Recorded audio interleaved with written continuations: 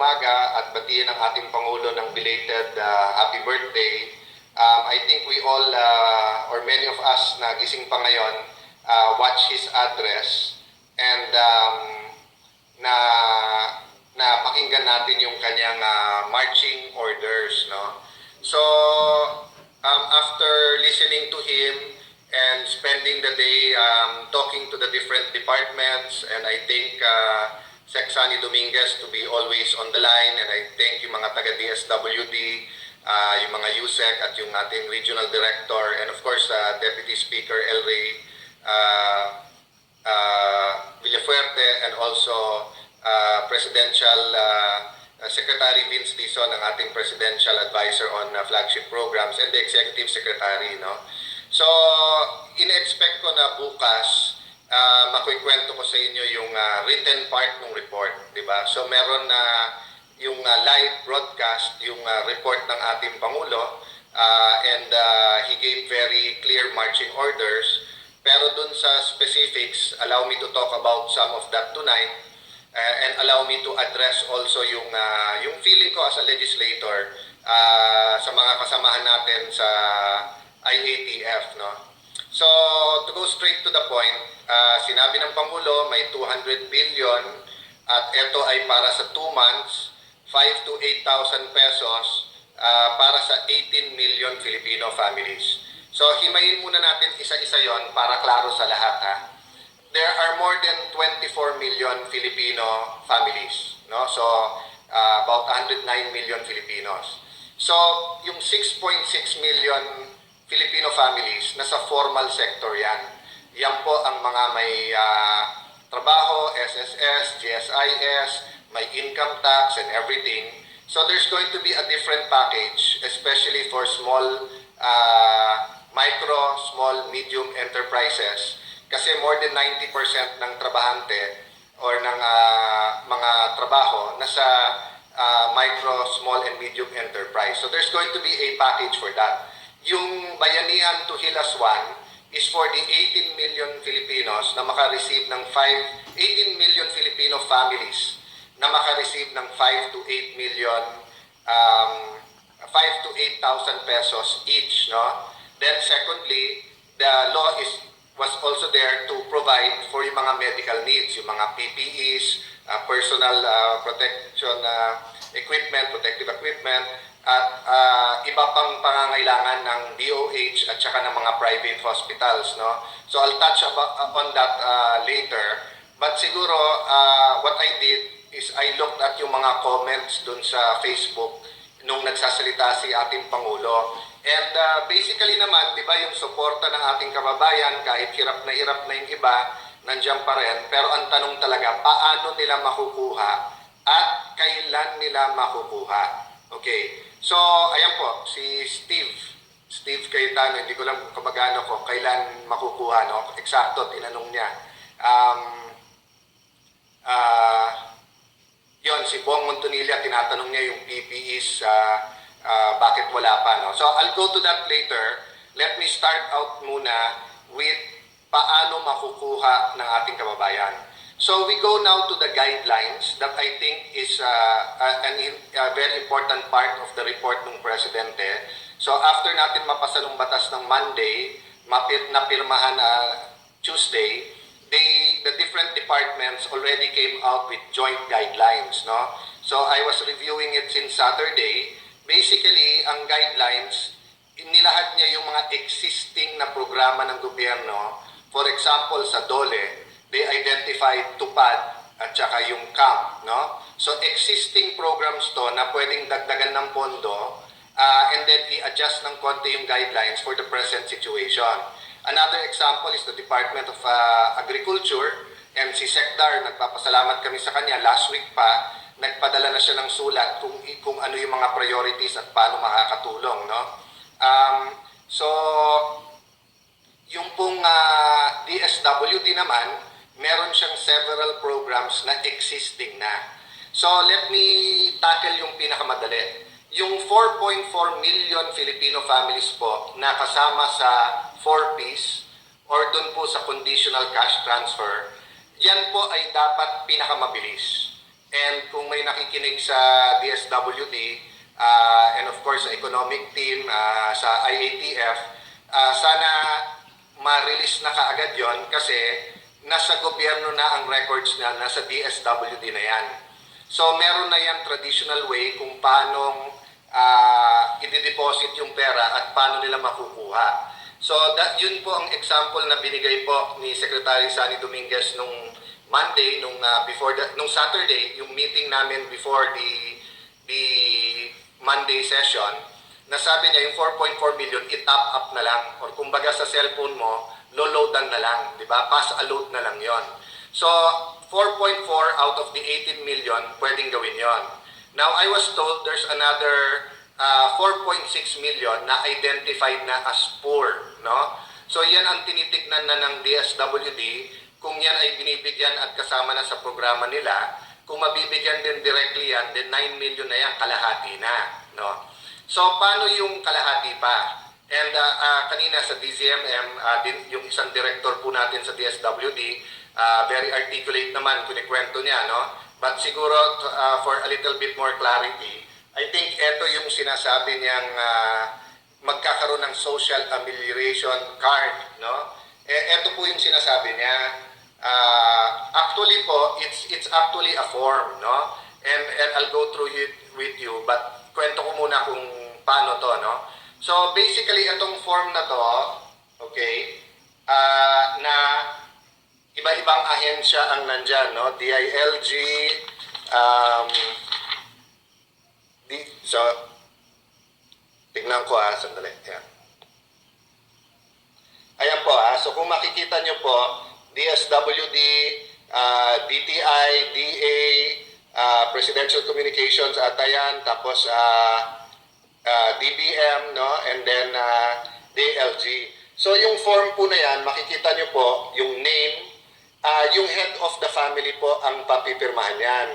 But kung titignan nyo po, no? Ayan po, no? So we start with the name. So yung head ng family. But makikita nyo po, meron nakalagay dyan na check-in nila. Are you member of the Unconditional Cash Transfer Program or the 4-Piece Program? Or ikaw po ba isang katutubo? Kung yes, anong grupo? Or others na may programa na yung gobyerno? And then, kasama po sa form yung pangalan ng mga kasama mo sa bahay, anong relasyon, and then other information like anong sex, male or female, tapos petsa ng yung birthday to po, tapos yun, no, kung may trabaho, kung anong sector, etc. No? And then kung may condition sila, para malaman din ng gobyerno kung may sakit. But let me also point down here na may barcode. No? So, okay, so this form, i-print po to sa mga local government units. So, sa mga province, city, or municipality. And then, ang gagawin po dyan, yung barangay, ibabahay-bahay po yan. Lahat ng bahay ay required na bigyan yan. If there are 3 households in one house, 3 form dapat ang ibibigay nila. No?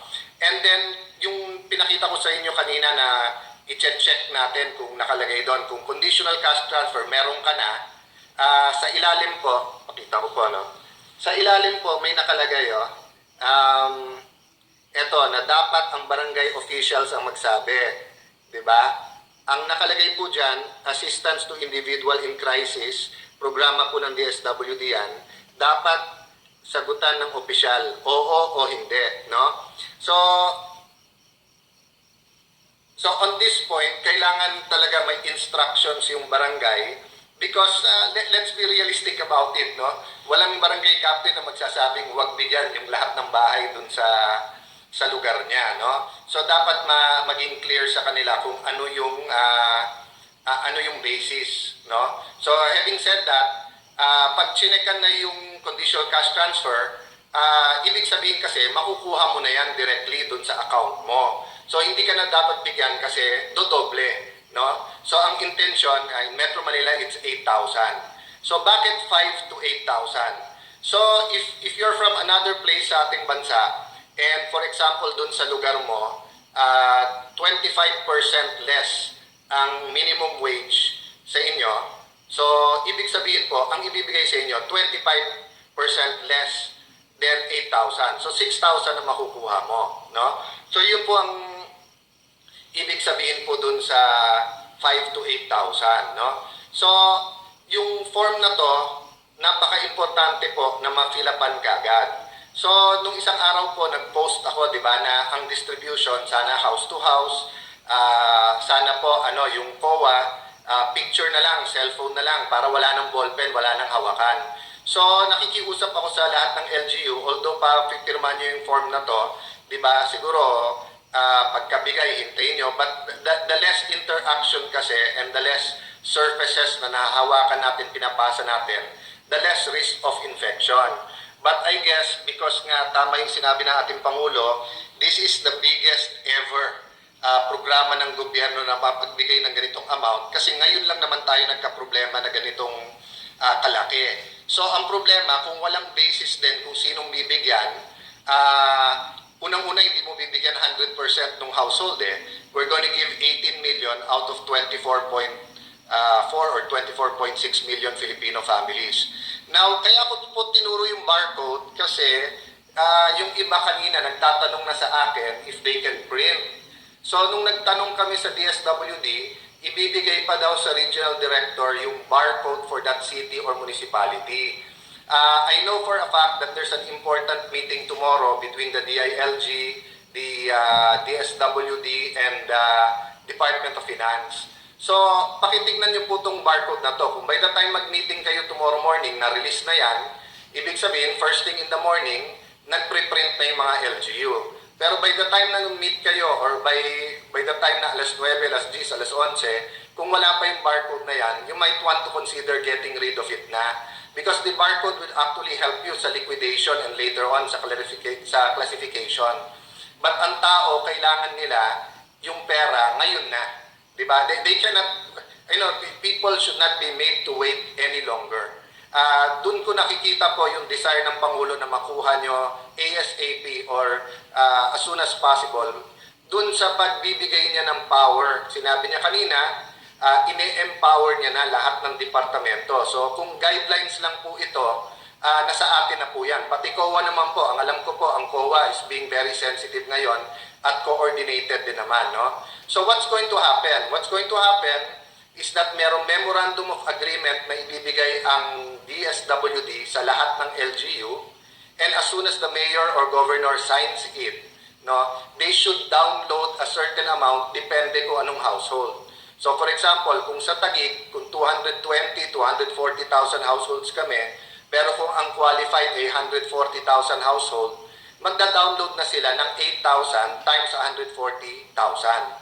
No? Kasi yung downloading can take 1 or 2 days. So, ang recommendation namin, kahit print pa yung form, kahit iniikot pa yung form, i-download nyo na kaagad yung pera para walang delay. Total, hindi naman pwedeng galawin nung mayor yan hanggang wala yung mga forms. No? So, going now to the forms, napaka-importante na yung mga mayors at kapitan ay nagkakaisa in how to do this because any delay will also cause delay sa pag-aabot ng pera. Medyo naawa ako dun sa director ng DSWD nung tinanong po sa DZMM, more or less kailan ba marireceive ang pera. Pero ma'am, naawa man ako na yung question na yun was thrown at you. Lahat po kami na on the ground. Lahat po kami na araw-araw na sa kalye, kausap ang mga tao. Tanong niyo po sa mga polis, tanong niyo sa mga barangay kagawad, tanong niyo sa mga mayor. Yung po ang tanong since Monday, since napasa yung batas, no? So ako naman po, nababantayan ko naman nakikita ko kung gaano kahirap gawin din yung guidelines at ibaba ito. That's why what we want to do is give recommendations na doable, and I thank DSWD for being very open, no? So kanina sa pag-uusap ko dun sa mga undersecretary ng Finance at saka ng DBM, may plano kasi na may programang galing sa DA, may programang galing sa DOLE, may programang galing sa DSWD. So sabi ko sa kanila, alam nyo, komplikado para sa barangay captain at sa mayor kung tatlong ahensya ang kailangan pong kausapin. Ako nga po as speaker, Kausap ko yung mga ahensya para sa 300 congressman lang, mahirap na eh.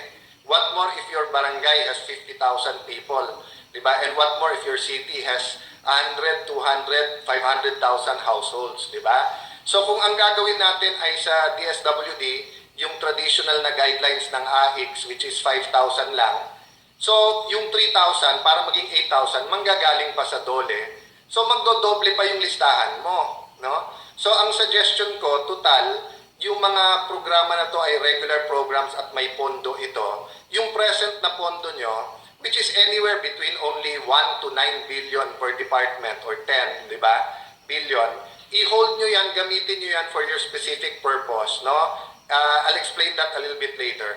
But yung 200 billion, ang tignan natin kung paano natin i-distribute in the fastest way and in the most efficient way, no? So, meaning for example, no, if DSWD has 9 billion para sa AIX, yan po ay para sa mga nagkasakit, yan po yung sa mga individual na may crisis, di ba, namatayan, etc. So, keep using the money for that. No? But yung 200 billion na padating, dun mo i-distribute yung 5 to 8 billion, 5 to 8,000 pesos per family. No? So kung halimbawa yung family na yon nakakuha ng 8,000, pero may kapamilya sila na ospital, so pwede mo pa rin bigyan ng additional sa AIX naman, sa regular program nyo, through the regular channels, di ba? Ganun din naman sa DOLE. Kung nakuha mo 8,000, pero yung programa, for example, nila dun sa wage earners ay 15,000, pwede mong dagdagan ng 7,000 later on. Pero yung first wave ng pagdidistribute, dapat yan magawing madali at ang recommendation namin na mukhang inadapt, house to house ito, no? So yung mga kapitan at LGU. So ang recommendation namin po ay may 5 kasama. First yung LGU kasi syempre siya nag-implement. Second yung barangay. Pangatlo po pwedeng congressional staff, no? Para ma-report ka agad din sa Kongreso kung may problema sa implementasyon ng batas. Pang-apat, PNP or AFP. Kasi pera tong dala na to eh. So syempre kailangan yung security din na niyan, di ba? And then yung pang-5, yung association or yung NGO o homeowners association or kung urban poor yon, yung urban poor organization. Bakit? Kasi we want the least number of people to go into your barangays. Kung papayag din tayo na kung sino-sino ang papasok, hindi para tayong hindi nag-quarantine noon, di ba? So it's very important that yung mga rep natin, taga-ron din sa barangay na yon, sila din yung nandun para mapadali itong lahat, no? So itong form po na to, 2 kopya po ang pinagagawa. Yung isa po, yung household will keep it para may reference siya. Yung isa, isasubmit po ng barangay sa city, municipality, or province, tapos isasubmit naman sa DSWD, no?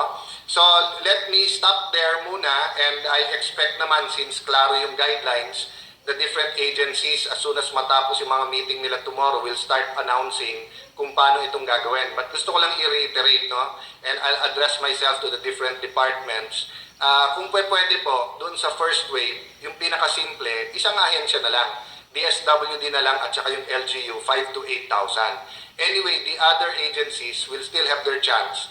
So for example, a fisherman household ng isang mangingisda will get the 8,000. Oh, yes, sa Metro Manila po, meron pa rin marginalized fishermen sa Laguna Lake at saka sa Manila Bay. So halimbawa, nakakuha po yan ng 8,000 pesos, pero may programa ang fisheries o DA para sa kanila, pwede naman madagdag yun kasi kulang pa rin naman eh. Ganun din po sa probinsya. So let's say rice fields po yun, yung farmer po natin, nakakuha siya 8,000 DSWD, pero halimbawa may programa kayo dun sa seeds o kaya sa pagtatanim niya o crop insurance o kung ano man, hindi po conflict yun eh. So let's oversimplify it, no? Let me go to the second part po nung what I want to talk to you about, but this time around naman po, let me address myself to the different secretaries and the task force, no? And let me speak as an ordinary citizen, pero nababasa ko sa comments sa Facebook at saka nakikita ko po yung reaction ng mga tao no? First and foremost, di ba, since empowered na kayo lahat ng ating Pangulo, ang request ko po, we speak with one voice. Okay, ulitin ko po we speak with one voice. Ibig sabihin, hindi po pwede na different members of the task force, iba po ang sasabihin. I know that's not the intention, and I know sometimes tricky yung media kasi pag nagtanong, nag-clarification, yung context minsan, lalo kung tweet pa lang yon or kung nasa online na hindi kompleto, kung hindi naman yung buong video, minsan na may misinterpret. But I'll give you an example. Diba? Today, sabi ng isang news report, sabi ni Sec Anyo, hindi dapat i-extend yung quarantine. Sabi naman ng isang report, sabi ni Sec Duque, dahil hindi pa naman natin nakikita yung peak at hindi pa natin nakikita yung takbo ng dapat i-continue yung quarantine or hindi pa niya nakikita yung dahilan to stop the quarantine. So, I know they're telling us their opinion regarding yung kanilang duty. So, kay Sec Anyo as DILG sa law enforcement sa quarantine. Pero si Sec Duque naman sa health. So, anong point po na to? Sana po, yung discussions na yan, dyan na sa inyo sa task force. Pero pag lumabas, isa lang ang sasabihin, di ba? Kasi hindi naman pwede kung may 15 membro ng task force, 15 ang opinion, malilito talaga ang mga tao. At pag nalito ang tao, akala nila nalilito din ang gobyerno. But I'm very confident that actually, hindi naman yan ang ibig nyo sabihin. So this is what I was saying the other day, that communication problem, minsan communication problem, no? Let me go on and address myself to DOH, no? I know na talagang overwhelming ang task ninyo. Yung nakikita ko naman, very professional naman yung spokesperson nyo. But having said that, you have to get the point. Nalilito ang tao dahil hindi lang naman word nyo ang nakikita. I'll give you an example. Nabasa ko po, may businessman, magbibigay daw ng 500 million na PPEs, worth ng PPEs. Tapos nabasa ko naman, marami pong nagre-raise ng funds privately, and thank you po sa inyo, para po bigyan ng PPEs yung mga ospital. And then here comes DOH saying, don't worry, 2 billion na ang pinabibili natin, no? So, yun po ang point ko, no? One voice, but aside from one voice, kailangan may simplicity at clarity. Ang kulang po kasi sa sinasabi ng DOH, ilan ba ospital natin, ilan bang beds? Paano nyo ba kino-compute yung PPEs, no? Yung personal protective equipment, no? So, may isang health expert, binigyan ako ng formula. Ayoko lang sabihin dito kasi bine-verify ko at hindi naman ako health expert. But just an example, sabi niya, sa isang bed, let's say kung 10 ang kailangan na PPEs, di ba? Kasi hindi naman pwedeng same PPE parati ang gagamitin, lalo pag COVID-19 na pinag-usapan. So, mako-compute mo yung kailangan na PPEs, mako-compute nyo to regarding ilan ang beds. Ganon din naman yung beds, di ba? Mako-compute nyo sa anong projection nyo kung ano yung peak ng ma-infect at ilan ang ma-hospitalize, di ba? So, ang problema po kasi, di ba, may mga international shows na napapanood na ng ating mga kababayan So, nako-compare nila kung paano yung National Health Service halimbawa ng UK or kung paano si Governor Cuomo ng New York or kung paano si President Trump, yung Surgeon General, yung Secretary of Health nila magsalita. So, for example, no, sinabi ni Governor Cuomo na, well, you know, the hospitals are saying that because they're used to having a supply of 3 months. And they'd be rather that at least 1 month yung supply. But I can tell you all of our hospitals have supply for the next few days and we're purchasing enough for the next few days. So can you imagine how people feel pag nabasa na you're going to buy 2 billion pero may magdodonate ng 500 million and may umiikot para sa additional donation at may mga doktor, lalo outside Metro Manila, who's saying that in a few days wala na silang stock. No? So it's not enough to just say 2 billion binibili namin. Hindi.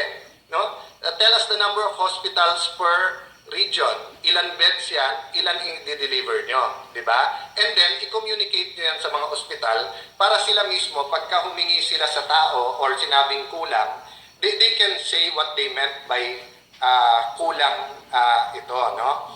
Ganun din po siguro sa DOH, kailangan very clear yung ating public health strategy, di ba? So, very clear naman para hindi maghawaan. Pero yung sa testing po, all of us know yung rule na test, test, test. Pero I think kailangan ipaliwanag ng husto, ano ba strategy nyo sa test?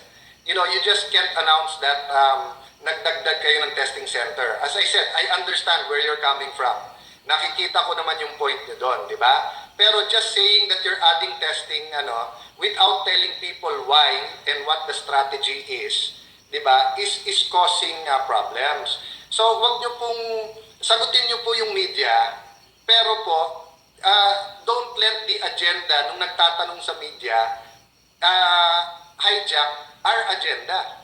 So the Department of Health should be the one very clearly stating the public health strategy, and pabayaan mo na lang magtanong ang media. If it takes you 2 hours to explain the strategy, to give accounting of ilan beds per hospital, per region, per province, kung to explain everything, so be it, di ba? Wala naman sa konstitusyon natin na sa press con, kailangan 15 minutes ang inyong briefing and then 2 hours ang tanong ng media. Kaya nagtatanong ang media because hindi comprehensive or hindi arranged in a way yung briefing natin na maiintindihan nila very clearly, no?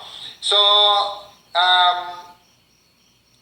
lastly, no po, yung sa simplicity at clarity, hindi nyo po matatanggal talaga sa tao magtatanong ng timeline. So kami naman po sa Kongreso, lalo po sa House of Representatives, yung sa oversight, we will be constructive, di ba? Kami na magsasabi sa tao minsan mismo kung tingin namin yun talaga ang proseso, government cannot get out of that. Kasi madaling madaling mag-criticize madaling maging expert kahit hindi ka expert sa lugar na yan during times of crisis.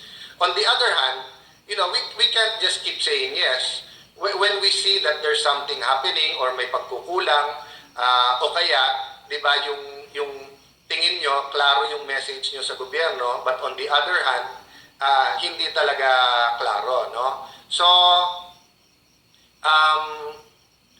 marami pong questions po talaga and we'll try to answer that. But I think, mas madali po talaga mag-converse if people already received the 5,000 to 8,000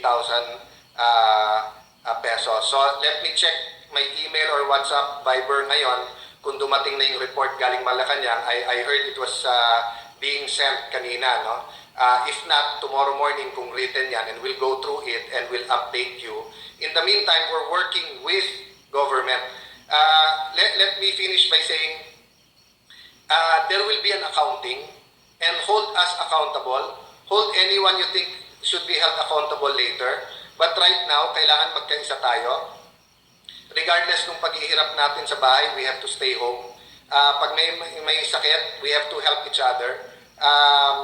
Kung ano yung pondo ng gobyerno, we have to get it to the people right away. So yes, let's criticize each other kapag kailangan. Ibig sabihin, kung kailangan may gisingin natin. But still, let's do it in the spirit of working together. Kasi it's not normal times There's really a national health emergency, and every move that we make can make it worse, di ba? Nag-quarantine ka, it's good for the public health strategy, meaning wag kumalat yung disease. Pero kapag ka naman nagkasakit naman yung mga tao, kung magugutom naman yung mga tao or yung mga ibang sakit naman at puno ang ospital, they'll start questioning why make us stay home, di ba? So let me finish at let me end at that point and assure you that quietly everyone is working, no? Si Chairman Joey Salceda, for example, and si Stella Kimbo and si Sharon Garin, no, were sending me already their ideas about the second package, o yung pong sinabi ni Presidente that the economic team is working on yung para naman sa small, medium, and micro enterprises, o para sa mga negosyo naman, no? So everyone's working, but we have to do it in a way that will really help, no? So I'll see the report, and siguro after seeing the report, I'll give a call then to Senate President Soto to consult with him kung paano mag-proceed further yung aming oversight committee at paano kami makakatulong. In the meantime, lahat ng nakakausap ko sa iba't ibang departamento, thank you for your patience. Normal lang po na may taas-baba ng emosyon, whether mayor ang tumawag sa inyo, barangay captain, kongresista, o kayo mismo, di ba? Because people really need to get the resources quickly, no? Lastly, may I just end by saying, dun po sa UK, yung National Health Service, what they did, yung mga alam po nila na may special needs o yung may underlying health, yung mga at-risk, no? Like yung mga senior citizen at yung may underlying health conditions, sinulatan nila with a special hotline. Kasi po kahit anong hotline ibigay natin ngayon, it's puno eh. Minsan hindi pa nasasagot, di ba? Or pag nasasagot, pinapasa. But there are really vulnerable parts of our society that need a special line. Tandaan po natin kung may mangyari sa isa man lang, no? Isa man lang ng kababayan natin sa barangay and malaman yung nangyari yon, wala namang sisisihin iba kundi gobyerno eh. Kahit sabihin mong kasalanan ng COVID yan or talaga namang no one in the world prepared for this magnitude, di ba? In the end, di ba, ang tatay at nanay ay ang gobyerno. So let's support, no, someone who's been very much a father to us, Tatay Digong, by following his instruction.